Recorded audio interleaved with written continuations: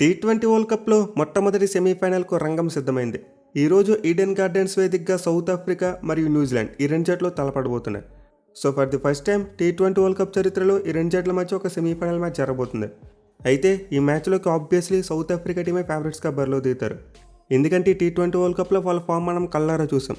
ఎక్కడా కూడా వెనకడుగేయకుండా చాలా దజ్జగా సెమీఫైనల్కి వచ్చారు. ఒక ఆఫ్ఘనిస్తాన్తో జరిగిన మ్యాచ్లోనే కొంచెం అటు ఇటు అయింది. బట్ మిగతా మ్యాచ్లు చూసుకుంటే మాత్రం సౌత్ ఆఫ్రికా టీం అపోనెంట్ టీమ్స్ను కంప్లీట్లీ డామినేట్ చేశారు. సో ప్రస్తుతానికైతే సౌత్ ఆఫ్రికా టీం ఈ టీ20 వరల్డ్ కప్లో ఒకే ఒక్క అన్బీటెన్ టీం. వాళ్ళు ఆడిన 7 మ్యాచ్లు కూడా గెలిచేశారు. వేరేజ్ న్యూజిలాండ్ టీం పరిస్థితి చూసుకుంటే అలా లేదు. వాళ్ళైతే స్ట్రగుల్ అవుతూ సెమీఫైనల్కి వచ్చారు. మెయిన్లీ గ్రూప్ స్టేజ్లో వాళ్ళు ఇదే సౌత్ ఆఫ్రికా టీంతో చాలా వరకు వన్ సైడ్గా మ్యాచ్ ఓడిపారు. అండ్ దెన్ సూపర్ ఎయిట్లో వాళ్ళ కష్టాలు చూసాం. శ్రీలంక టీంను డిఫీట్ చేయగలిగారు. బట్ ఆ తర్వాత ఇంగ్లాండ్ టీం మీద ఓడిపారు. మెయిన్లీ ఒక గెలిచే మ్యాచ్ను పూర్ టాక్టిక్స్తో పోగొట్టుకున్నారు. అదర్వైజ్ న్యూజిలాండ్ టీం ఆ రెండో గ్రూప్లో టాప్ ప్లేస్లో ఉండేవారు. ఇప్పుడు మన టీమిండియాతో సెమీఫైనల్ ఆడి ఉండేవారు. బట్ ఇంగ్లాండ్ టీంతో మ్యాచ్ ఓడిపోవడం వల్ల ఇప్పుడైతే న్యూజిలాండ్ టీం సౌత్ ఆఫ్రికా టీంతో సెమీఫైనల్ ఆడవలసి వస్తుంది. సో ఇదైతే న్యూజిలాండ్ టీంకు చాలా అంటే చాలా పెద్ద టాస్క్. అంటే సౌత్ ఆఫ్రికా టీంను సెమీఫైనల్లో డిఫీట్ చేయడం అంత ఈజీ కాదు. పైగా రెండు జట్ల మధ్య హెడ్ టు హెడ్ రికార్డ్ చూసుకుంటే south Africa is clear favourites. So ఇప్పటివరకు రెండు జట్ల మధ్య మొత్తం 19 టీ20 మ్యాచెస్ జరిగాయి. అయితే 19 మ్యాచ్ల్లో సౌత్ ఆఫ్రికా టీం 12 మ్యాచ్లో గెలిచింది. వేరేజ్ న్యూజిలాండ్ టీం 7 మ్యాచ్లో మాత్రమే గెలిచారు. విచ్ మీన్స్ సౌత్ ఆఫ్రికా టీంకు 5 మ్యాచ్ల అడ్వాంటేజ్ ఉంది. అయితే దీనికంటే interesting head to head stats T20 world కప్లో రెండు జట్ల మధ్య ఉన్న రికార్డ్. సో గతంలో టీ20 వరల్డ్ కప్లో చూసుకుంటే రెండు జట్లు మొత్తం 5 మ్యాచ్లో తలపడ్డాయి. అండ్ 5 మ్యాచ్ల్లో కూడా సౌత్ ఆఫ్రికా టీమే గెలిచింది. ఒక్క మ్యాచ్లో కూడా న్యూజిలాండ్ టీం గెలవలేదు. విచ్ మీన్స్ టీ20 వరల్డ్ కప్లో ప్రోటీస్కు కివీస్ మీద 100 విన్ పర్సెంటేజ్ ఉంది. సో దీనివల్ల వీడియో స్టార్టింగ్లోనే చెప్పా ఈ మ్యాచ్లోకి సౌత్ ఆఫ్రికా టీమే ఫేవరెట్స్గా బరిలో దిగుతారని చెప్పి. But anyway as semi-final wise చూసుకుంటే మాత్రం రెండు జట్లకు అంత మంచి రికార్డ్స్ కనిపించట్లేదు. అంటే గతంలో టీ20 వరల్డ్ కప్లో సౌత్ ఆఫ్రికా వాళ్ళు 3 సెమీఫైనల్ మ్యాచెస్ ఆడారు. బట్ 3 ఒక్కడే గెలిచారు. అండ్ ఆ గెలిచిన ఒక్క మ్యాచ్ లాస్ట్ టైమే ఆఫ్ఘనిస్తాన్ మీద గెలిచారు. వేరేజ్ న్యూజిలాండ్ టీం పరిస్థితి చూసుకుని అలానే కనిపిస్తుంది. వాళ్ళైతే గతంలో టీ20 వరల్డ్ కప్లో 4 సెమీఫైనల్ మ్యాచెస్ ఆడారు. బట్ ఒక్కటే గెలిచారు. అది కూడా 2021 ఇంగ్లాండ్ టీం మీద. సో దీన్ని బట్టి చూసుకుంటే రెండు జట్లకు సెమీఫైనల్ కన్నా కనిపిస్తుంది. అంటే చాలా సందర్భాలు రెండు జట్లు సెమీఫైనల్లోనే వెనక్కి వచ్చేసారు. బట్ ఎనివే 2015 వన్డే వరల్డ్ కప్లో చూసాం south Africa versus New Zealand semi-final. అంటే ఆ సెమీఫైనల్లో న్యూజిలాండ్ టీం సౌత్ ఆఫ్రికా టీంని డిఫీట్ చేసింది. సో దీంతో సౌత్ ఆఫ్రికా వాళ్ళు దానికి రివెంజ్ తీర్చుకుని బ్యాక్ టు బ్యాక్ ఫైనల్కి వెళ్ళాలని చూస్తారు. అంటే లాస్ట్ టైం టీ20 వరల్డ్ కప్లో కూడా సౌత్ ఆఫ్రికా టీం ఫైనల్కి వచ్చింది. దీంతో ఈ వరల్డ్ కప్లో కూడా అదే రిపీట్ చేయాలని చూస్తారు. ఇన్ఫాక్ట్ ప్రజెంట్ వాళ్ళ ఫామ్ చూసుకున్న రికార్డ్ చూసుకుని అలానే ఉంది. చాలా ఈజీగా ఫైనల్కి వచ్చేటట్టు కనిపిస్తున్నారు. మెయిన్లీ వాళ్ళు కనుక ఫైనల్కి వస్తే చాలా అడ్వాంటేజ్ అయిపోద్ది. ఎందుకంటే ఫైనల్ మ్యాచ్ అహ్మదాబాద్లోనే. అండ్ ఈ గ్రౌండ్లో చూసుకుంటే ఆల్రెడీ సౌత్ ఆఫ్రికా టీం 5 మ్యాచ్లు ఆడేసి ఉన్నారు, 5 గెలిచేసి ఉన్నారు. సో దీంతో సౌత్ ఆఫ్రికా టీం ఈ సెమీఫైనల్ కంటే దాటారంటే చాలా వరకు కప్కు క్లోజ్గా వెళ్ళిపోతారు. బట్ ఎనివే మనమైతే న్యూజిలాండ్ టీంను ఎక్కడ కూడా తక్కువ అంచనా వేయకూడదు. వాళ్ళు కూడా చాలా మంచి quality team. Mainly south Africa టీంతో కంపేర్ చేసుకుంటే న్యూజిలాండ్ టీం దగ్గర ఇంకా మంచి ఆల్రౌండ్ టీం ఉంది. సో దీంతో ఈరోజైతే మనం ఒక మంచి నెక్ టు నెక్ మ్యాచ్ చూసేందుకు చాలా ఎక్కువ అవకాశాలు కనిపిస్తున్నాయి. ఇక ఈ మ్యాచ్ ఆడిపోయి ఈడెన్ గార్డెన్స్ యొక్క పిచ్ రిపోర్ట్ చూసుకుంటే మనం ఆల్రెడీ చూసాం. రీసెంట్గా ఇండియా వెస్టిండీస్ మ్యాచ్ జరిగింది. అండ్ ఆ మ్యాచ్లో చూసుకుంటే రెండు జట్లు కూడా 190+ స్కోర్ కొట్టాయి. సో దీంతో ఈ మ్యాచ్ కూడా మనమైతే ఒక మంచి బ్యాటింగ్ ట్రాక్ని ఎక్స్పెక్ట్ చేయవచ్చు.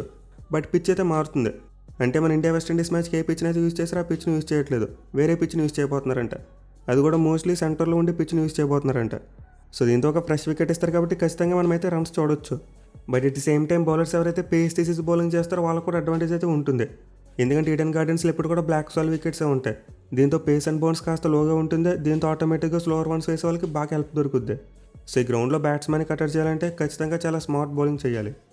ఇక ఈ గ్రౌండ్ యొక్క స్టాట్స్ విషయానికి వస్తే ఇప్పటివరకు మొత్తం 18 టీ20 మ్యాచెస్ జరిగాయి. అండ్ ఈ 18 మ్యాచ్లో ఫస్ట్ బ్యాటింగ్ చేసిన టీం 9 మ్యాచ్లో గెలిచారు. అలాగే చేస్ చేసిన టీం 9 మ్యాచ్లో గెలిచారు. అలాగే గ్రౌండ్లో ఫస్ట్ ఇన్నింగ్స్ యావరేజ్ స్కోర్ చూసుకుంటే 155 పరుగులుగా ఉంది. సో స్టాట్స్ పడి చూసుకుంటే చాలా వరకు మంచి కాంపిటేటివ్ వికెట్లా కనిపిస్తుంది. బట్ ముందు చెప్పుకున్నట్టు మోస్ట్లీ బ్యాట్స్మెన్కి అనుకూలిస్తుంది. At the same time toss పరంగా చూసుకున్నా చాలా క్రూషియల్గా మారుద్ది. అంటే ఈ గ్రౌండ్లో ఎవరైతే టాస్ గెలిచి చేసి చేస్తారో వాళ్ళకి ఎక్కువగా గెలిచే అవకాశాలు ఉంటాయి. ఎందుకంటే మనం లాస్ట్ మ్యాచ్లో కూడా చూసాం డ్యూ ఫ్యాక్టర్ ఖచ్చితంగా ప్లేలోకి వస్తుంది. సో ఈ సెమీఫైనల్ మ్యాచ్లో అయితే టాస్ అనేది చాలా ఇంపార్టెంట్గా మారబోతుంది.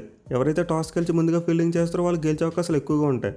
ఇక ఈ గ్రౌండ్లో రెండు జట్ల యొక్క రికార్డు విషయానికి వస్తే సౌత్ ఆఫ్రికా టీం ఒక టీ20 మ్యాచ్ కూడా ఆడలేదు.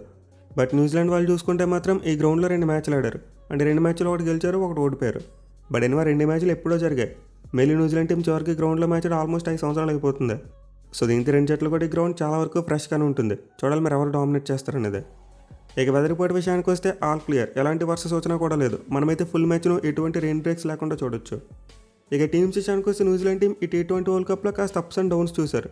బట్ ఆన్ ది పేపర్ వాళ్ళ టీం చూసుకుంటే మాత్రం బలంగానే కనిపిస్తుంది. మెయిన్లీ ముందు చెప్పుకున్నట్టే ఆల్రౌండర్స్ ఎక్కువగా ఉన్నారు. సో న్యూజిలాండ్ టీంకి అతిపెద్ద బలం వాళ్ళ ఓపెనింగ్ జోడీయే. ఈ T20 వరల్డ్ కప్లో the best opening pair Tim Seifert and Finn Allen. వీళ్ళిద్దరు కలిసి 300 కంటే ఎక్కువ రన్స్ కొట్టారు. అది కూడా 69 యావరేజ్, అలాగే 180 కంటే ఎక్కువ స్ట్రైక్ రేట్ ఉంది. సో దీన్ని బట్టి న్యూజిలాండ్ టీం యొక్క ఓపెనింగ్ పేర్ ఎంత డెడ్లీగా ఉందో మనం అర్థం చేసుకోవచ్చు. వేరేస్ ఆ తర్వాత మిడిల్ ఆర్డర్లో చూసుకుంటే మాత్రం స్ట్రగుల్ కనిపిస్తుంది. పర్టికులర్గా డారెల్ మిచెల్ అయితే T20 వరల్డ్ కప్లో చాలా తడబడుతున్నాడు. అండ్ ఆల్సో రచిన్ రవీంద్ర కూడా చాలా వరకు హాట్ అండ్ కోల్గా పెర్ఫామ్ చేస్తున్నాడు. ఈవెన్ మార్క్ చాప్మన్ పరిస్థితి కూడా ఇదే. సో న్యూజిలాండ్ టీంకి బ్యాటింగ్లో వాళ్ళ మిడిల్ ఆర్డర్ కాస్త వీక్గా కనిపిస్తుంది. ఒక గ్లెన్ ఫిలిప్స్ మాత్రమే కన్సిస్టెంట్గా రన్స్ కొడుతున్నాడు. అండ్ ఆల్సో చివరి వాళ్ళ కెప్టెన్ శాంట్నర్ కూడా కొంతవరకు మంచి ఫామ్లో ఉన్నాడు. సో సింపుల్గా చెప్పాలంటే న్యూజిలాండ్ టీం మేబీ వాళ్ళ ఓపెనర్స్ మీద డిపెండ్ అవుతున్నారు. వాళ్ళ ఓపెనర్స్ క్లిక్ అయ్యి ఒక 10 ఓవర్స్ ఆడారంటే ఖచ్చితంగా భారీ స్కోర్ కొడతారు. అదర్వైజ్ న్యూజిలాండ్ టీం ఎర్లీగా వాళ్ళ ఓపెనర్స్ని కోల్పోతే మాత్రం భారీ స్కోర్ కొట్టడం చాలా కష్టం. ఇక బౌలింగ్ విషయానికి వస్తే ఒక చిన్న సమస్య కనిపిస్తుంది. మ్యాట్ హెన్రీ అయితే పెటర్నరీ లీవ్ తీసుకుని స్వదేశానికి వెళ్ళిపోయాడు. బట్ అఫ్ కోర్స్ ఈ మ్యాచ్ స్టార్ట్ అయ్యేటంకి స్క్వాడ్లోకి వచ్చేస్తాడంట. బట్ అతను ప్లేయింగ్ లెవెల్ ఆడిస్తారో లేదనేది ఒక చిన్న డౌట్. సో మ్యాట్ హెన్రీ కనుక ఆడితే న్యూజిలాండ్ టీం పేస్ బౌలింగ్ బలంగా కనిపిస్తుంది. ఎందుకంటే ప్రజెంట్ అతని ఫామ్ బాగుంది. మెయిలీ ఫెర్గ్యూసన్ది మరి అతనిది కాంబినేషన్ బాగా క్లిక్ అవుతుంది. అలా కాకుండా మ్యాట్ హెన్రీ లేకపోతే వాళ్ళైతే జాకబ్ డఫీని ఆడించాలి. బట్ డఫీ ఈ T20 వరల్డ్ కప్లో అనుకున్న స్థాయిలో రాణించలేకపోతున్నాడు. ఇన్ఫాక్ట్ దాని గురించి అతను బెంచ్ మీద కూడా కూర్చోబెట్టేశారు. ఇన్ఫాక్ట్ అతనే కాదు, ప్రజెంట్ ఇష్యూది కూడా అంత చెప్పుకోదగ్గ ఫామ్లో లేడు. సో మేబీ మ్యాచ్లో న్యూజిలాండ్ టీం 3 పేసర్స్తో వెళ్తారేమో అనిపిస్తుంది. ఎందుకంటే వాళ్ళకి ఎడి తిరిగి స్పిన్నర్స్లో చూసుకుంటే రచిన్ రవీంద్ర అన్బెలబుల్ పెర్ఫార్మెన్స్ ఇస్తున్నాడు. వరుసగా 2 మ్యాచ్లో చాలా మంచి బౌలింగ్ చేశాడు. At the same time Mitchell Santner కూడా చాలా క్వాలిటీ బౌలర్. దీంతో 3వ స్పిన్నర్ని తీసుకోవాల్సిన అవసరం లేదు వాళ్ళకి.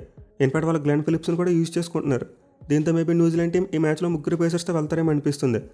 లాకీ ఫెర్గ్యూసన్, జాకబ్ డఫీ, అలాగే కైల్ జామిసన్ 3 ఉండొచ్చు. లేదు మ్యాట్ హెన్రీ అవైలబుల్గా ఉంటే అతనితో పాటు జాకబ్ డఫీ మరియు లాకీ ఫెర్గ్యూసన్ వీళ్ళు 3 ఆడొచ్చు. బట్ ఎన్నో కోల్కతా పిచ్ బ్లాక్ సాల్ వికెట్ అలాగే డ్రైగా ఉంటుంది కాబట్టి న్యూజిలాండ్ వాళ్ళు కాస్త టెంప్ట్ అవుతారు. అంటే ఈ షోని కూడా ఆడిస్తే బాగుంటుందని చెప్పి ఫీల్ అవుతారు.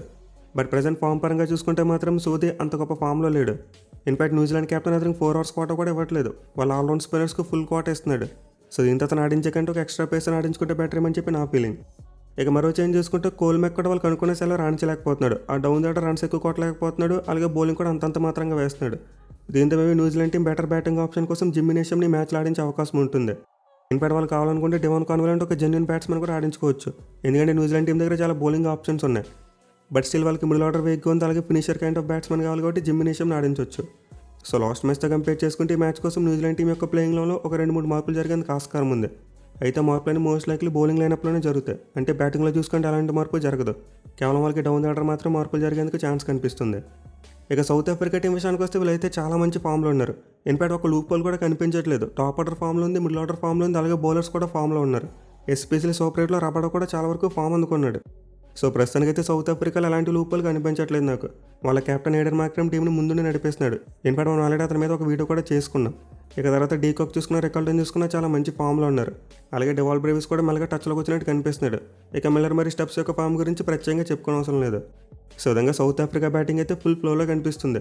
ఇక బౌలింగ్లో చూసుకున్న టీం చాలా బలంగా ఉంది. పర్టికులర్గా pace bowling Marco Jansen, Lungi Ngidi, అలాగే కార్బిన్ బాష్ ఈ 3 కూడా ఇప్పటికే T20 వరల్డ్ కప్లో 10 కంటే ఎక్కువ వికెట్స్ తీసుకున్నారు.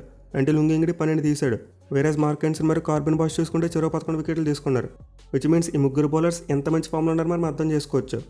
ఇక వెళ్తా కూడా రబాడా మరియు క్యాషో మహారాజ్ యొక్క ఎక్స్పీరియన్స్ గురించి కూడా ప్రత్యేకంగా చెప్పనవసరం లేదు. సో సౌత్ ఆఫ్రికా టీం అయితే ప్రజెంట్ చాలా మంచి ఫామ్లో ఉన్నారు. అండ్ వాళ్ళకి రికార్డ్ చూసుకుని అద్భుతంగా ఉంది. అంటే మనం వీడియోలో అంతా ముందే చెప్పుకున్నాం, సౌత్ ఆఫ్రికా టీంకి T20 వరల్డ్ కప్లో కివీస్ మీద అన్బీటబుల్ రికార్డు ఉంది. దీంతో సౌత్ ఆఫ్రికా టీం ఈ మ్యాచ్లోకి చాలా కాన్ఫిడెంట్గా బరిలో దిగుతారు. బట్ ఆ కాన్ఫిడెన్స్ని పెర్ఫార్మెన్స్గా మార్చి ఈ మ్యాచ్లో ఒత్తిడి తట్టుకోగలిగితే ఖచ్చితంగా సౌత్ ఆఫ్రికా టీమే గెలుస్తుంది. ఇక టీంలో మార్పుల విషయానికి వస్తే సౌత్ ఆఫ్రికా టీం జింబాబ్వే మ్యాచ్లో ఫుల్ స్ట్రెంత్ ఆడలేదు. వాళ్ళైతే మార్క్ హెన్సన్, రబాడా మరియు మహారాజ్ వీళ్ళ 3కి రెస్ట్ ఇచ్చారు. బట్ ఈ మ్యాచ్లో మాత్రం ఫుల్ స్ట్రెంత్ వస్తారు. అంటే వాళ్ళ 3 ప్లేయింగ్ లోన్లోకి వస్తారు. So mostly south Africa team మన ఇండియాకి అగెన్స్ట్ ఏ ప్లేయింగ్ లోన్తో వచ్చారు అదే ప్లేయింగ్ లోన్తో ఈ మ్యాచ్లో కూడా వస్తారు. ఎనివే ఈ మ్యాచ్లో అయితే మోస్ట్లీ పవర్ ప్లే చాలా ఇంపార్టెంట్, ఎస్పెషల్లీ న్యూజిలాండ్ టీంకు. వాళ్ళ ఓపెనర్స్కి అయితే సౌత్ ఆఫ్రికా పేసర్స్ మీద మంచి రికార్డు కనిపిస్తుంది. దీంతో న్యూజిలాండ్ ఓపెనర్స్ కనుక దాన్ని క్యాష్ చేసుకుని పవర్ ప్లేలో మంచి స్టార్ట్ ఇస్తే ఖచ్చితంగా న్యూజిలాండ్ టీం ఈ మ్యాచ్లో అప్పర్ హ్యాండ్ సాధించేందుకు అవకాశం ఉంటుంది. అలా కాకుండా సౌత్ ఆఫ్రికా టీం పవర్ ప్లేలో ఒక 2-3 వికెట్లు తీసారా మ్యాచ్ ఇంకా వాళ్ళదే. సో నాకైతే ప్రస్తుతానికి సౌత్ ఆఫ్రికా టీంలో ఎక్కువ మ్యాచ్ విన్నర్స్ కనిపిస్తున్నారు. ఇన్ఫాక్ట్ సౌత్ ఆఫ్రికా టీం మెల్లగా వికెట్లు కోల్పోయిన వాళ్ళకి కౌంటర్ అటాక్ చేయడానికి చాలా మంచి బ్యాట్స్మెన్ ఉన్నారు. మిల్లర్కి గ్రౌండ్లో చాలా మంచి రికార్డు ఉంది. అండ్ బ్రేవిస్కి చూసుకుంటే స్పిన్నర్స్కి అగెన్స్ట్గా 190 స్ట్రైక్ రేట్ ఉంది. వేరే 2 జట్ల మధ్య గ్రూప్ స్టేజ్ మ్యాచ్ ఆడినప్పుడు ఏడెన్ మార్క్రమ్ ఒక అద్భుతమైన ఇన్నింగ్స్ ఆడాడు. 86 రన్స్ కొట్టి నాట్అవుట్గా నిలిచాడు. అలాగే వాళ్ళకి మ్యాచ్లు చూసుకున్న మార్క్ హెన్సన్ అద్భుతమైన స్పెల్ వేశాడు, 4 వికెట్స్ తీసుకున్నాడు. సో మొత్తం సౌత్ ఆఫ్రికా టీం అయితే ప్రజెంట్ చాలా మంచి ఫ్రేమ్ ఆఫ్ మైండ్లో కనిపిస్తున్నారు. వాళ్ళకి ఫైనల్కి వచ్చేందుకు ఎక్కువ అవకాశాలు కనిపిస్తున్నాయి. మరి మీరు ఈ మ్యాచ్లో ఏ టీం గెలుస్తుంది అనుకుంటున్నారు, ఎవరు ఫైనల్కి వస్తారనుకుంటున్నారు కింద కామెంట్ చేయండి. Thank you for watching, have a nice day.